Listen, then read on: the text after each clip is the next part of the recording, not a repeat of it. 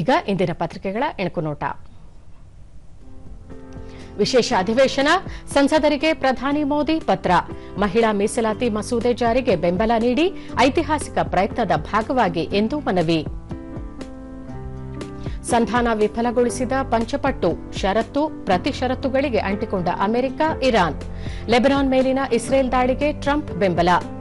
ನರಸಿಂಹರಾಜಪುರದ ದಶಕದ ಕನಸಿಗಿಂದು ಉದ್ಘಾಟನೆ ಭಾಗ್ಯ. ಹೊನ್ನೆಕೂಡಿಗೆ ಸೇತುವೆ ಉದ್ಘಾಟಿಸಲಿದ್ದಾರೆ ಮುಖ್ಯಮಂತ್ರಿ ಸಿದ್ದರಾಮಯ್ಯ. ಚಿತ್ರಗೀತೆಗಳ ಮಹಾರಾಣಿ ಆಶಾ ಭೋಸ್ಲೆ ಅಸ್ತಂಗತ, ಗಾನಕೋಗಿಲೆಯ ನಿಧನಕ್ಕೆ ಸಂಗೀತ ಲೋಕ ಸಂತಾಪ. ಇಂದು 11 ಗಂಟೆಯಿಂದ ನಿವಾಸದಲ್ಲಿ ಅಂತಿಮ ದರ್ಶನ, ಸಂಜೆ ಅಂತ್ಯಕ್ರಿಯೆ. ಬ್ಯಾಡ್ಮಿಂಟನ್ ಏಷ್ಯಾ ಚಾಂಪಿಯನ್ಶಿಪ್, ಕನ್ನಡಿಗ ಆಯುಷ್ಗೆ ಐತಿಹಾಸಿಕ ಬೆಳ್ಳಿ. ಏಷ್ಯಾ ಬ್ಯಾಡ್ಮಿಂಟನ್ನಲ್ಲಿ ಬೆಳ್ಳಿ ಗೆದ್ದ ಮೊದಲ ಭಾರತೀಯ.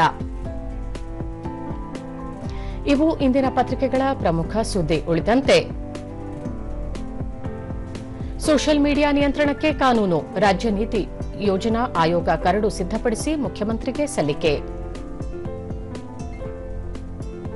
ಜಾಲತಾಣದಲ್ಲಿ ನಾರಿ ಶಕ್ತಿ ವಿಧೇಯಕದ ಬಗ್ಗೆ ಅರಿವು, ಬಿಜೆಪಿಯಿಂದ ಮಿಸ್ಡ್ ಕಾಲ್ ಅಭಿಯಾನ, ಮಹಿಳೆಯರ ಸಹಿ ಸಂಗ್ರಹ. ನೆತ್ತಿ ಬೆರೆಯುತ್ತಿದೆ ರಣಬಿಸಿಲು, ಜನ ಕಂಗಾಲು. 4-5 ಜಿಲ್ಲೆಗಳಲ್ಲಿ 40 ಡಿಗ್ರಿ ಸೆಲ್ಸಿಯಸ್ ದಾಟಿದ ಉಷ್ಣಾಂಶ, ಕರಾವಳಿಯಲ್ಲಿ ಹೀಟ್ ವೇವ್.